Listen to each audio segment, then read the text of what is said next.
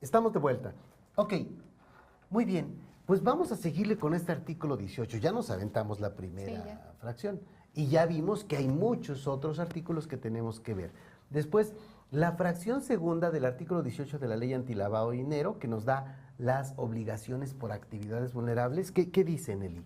Nos dice, para los casos en que se establezca una relación de negocios, se solicitará al cliente o usuario la información sobre su actividad u ocupación, basándose, entre otros, en los avisos de inscripción y actualización de actividades presentados para efectos del Registro Federal del Contribuyente. Ok, vamos a tener que pedirle su cédula y en su cédula debe venir cuáles son sus actividades. O sea, oye, ¿a qué te dedicas? Yo me dedico a la compraventa de autos. Oye, pero es que en lo que dice tu información del RFC no dice eso. Ah, no, pues es que dice que yo me dedico pues a realizar muchas actividades de comercio y dentro de esas actividades de comercio hago esto. Ya empezamos a caer en problemas. Tendrás que poner dentro de tu manual qué vas a hacer en ese caso, pero se debe pedir la cédula del RFC completa donde vengan tus datos y se diga cuál es tu actividad.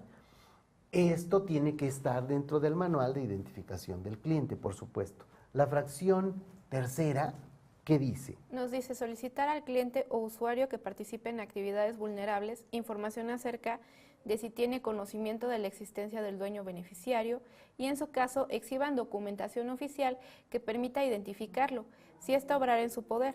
En caso contrario, declarará que no cuenta con ella. Ok, es muy probable que tú vayas a realizar operaciones a nombre de una empresa. O sea, yo voy a hacer operaciones y las operaciones son a nombre de IMEFI TV.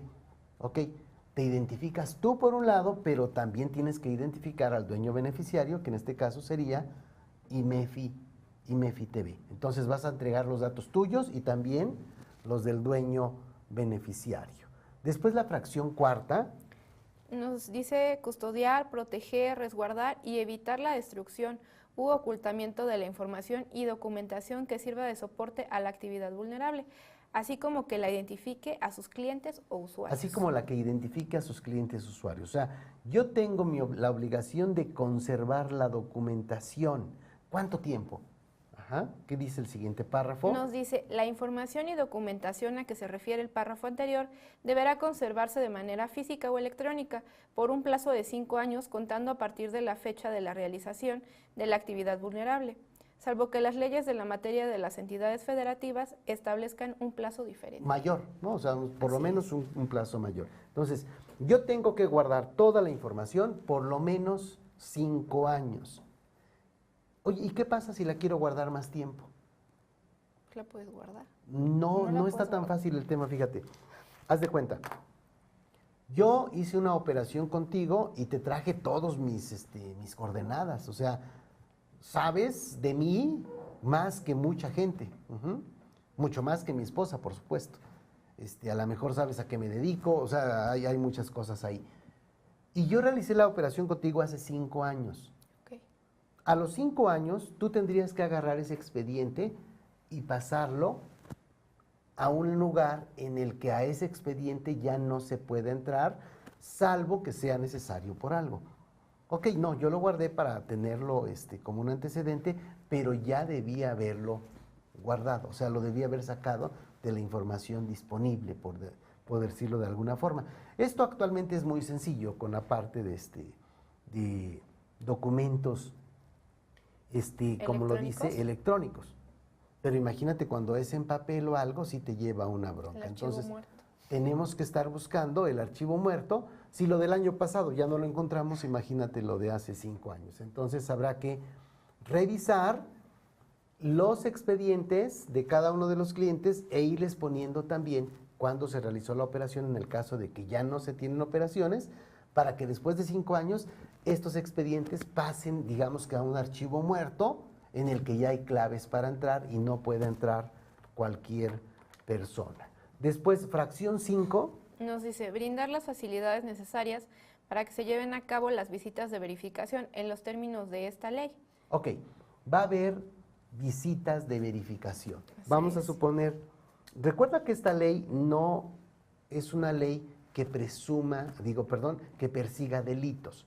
Esta es una ley que persigue información para poder cachar al delincuente, para poder cachar al que tiene o el que está realizando delitos. Entonces, yo lo que hago es que alguien vino, me compró un coche, de 2 millones de pesos, yo lo identifiqué y ya, tan tan. O sea, tuvo que haberme pagado, recuerden, a fuerza con cheque o con tarjeta de crédito, porque si pasa de 208,000 ya no me puede pagar en efectivo. ¿Ok? Entonces, eso no quiere decir ni que la persona que vino a comprar el coche sea delincuente, ni necesariamente que yo la estoy balconeando, ¿no? O sea, se supone que cuando a ella le pregunten, oye, ¿por qué compraste ese coche de 2 millones? Pues porque se me dio mi gana, o sea, tengo dinero para hacerlo, etcétera. Ok, y además es dinero lícito, eso ya tendría que verlo la otra parte. Pero la unidad de inteligencia financiera está rastreando esa información. Oye, Nelly, ¿por qué Nelly compró un coche de 2 millones de pesos? Resulta que dejó su bocho y se compró un Ferrari, ¿no? O sea, ¿qué pasó? Entonces, es muy probable que te haya sacado el melate o que tu abuelita te haya dejado una superherencia. Pueden pasar muchas cosas, pero también es probable que seas ahora parte de una organización delictiva y estén lavando dinero contigo o te estén utilizando y en ese momento debes saltar el problema. Ajá. Entonces, en ese momento la unidad de inteligencia financiera va a revisar en qué empresas hizo operaciones Nelly y llega y pide los documentos. Oye, a ver, quiero copia de la factura, quiero esto, o sea, quiero revisar los datos, con qué tarjeta de crédito pagó, etcétera. Aun y cuando ellos ya tienen mucha de esa información, llegan y la verifican. Entonces habrá que estarles abriendo la puerta. Ok, ¿de acuerdo? Y la fracción sexta.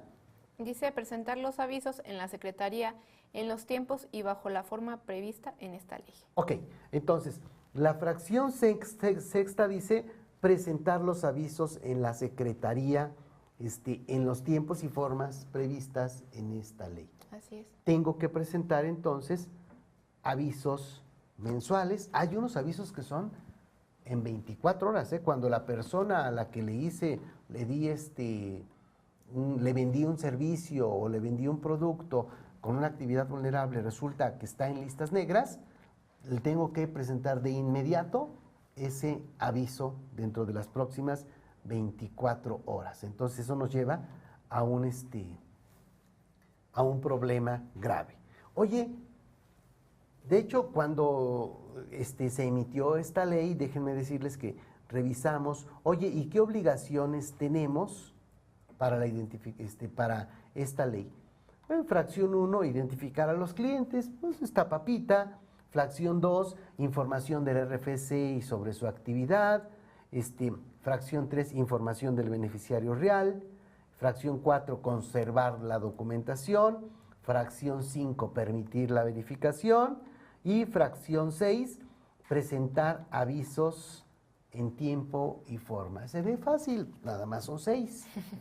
Pero cada uno de ellos, o todos ellos en general, te va llevando a muchas más obligaciones. Entonces, si yo veo cuáles son las obligaciones que me realicen actividades vulnerables, no puedo quedarme solo en la ley, en este artículo 18. O sea, tengo que llegar de ahí a las diferentes, a los reglamentos, a las reglas de carácter general, para ir viendo exactamente qué obligaciones tengo. ¿Ok? Tenemos que irnos a corte, pero de vuelta le echamos una leída así generalota, muy rapidita, para espantar a la gente que realiza actividades vulnerables, que están pensando, ya mero voy a cumplir, ahora sí, ya al fin que el gobierno aflojó. Híjole, no está fácil confiarse, yo creo que sí se debiera cumplir, o por lo menos saber de qué tamaño es el animal. Recuerden que las multas de esta ley son un verdadero problema, o sea, son altísimas, puede haber multas de millones de pesos. Vamos a corte y regresamos.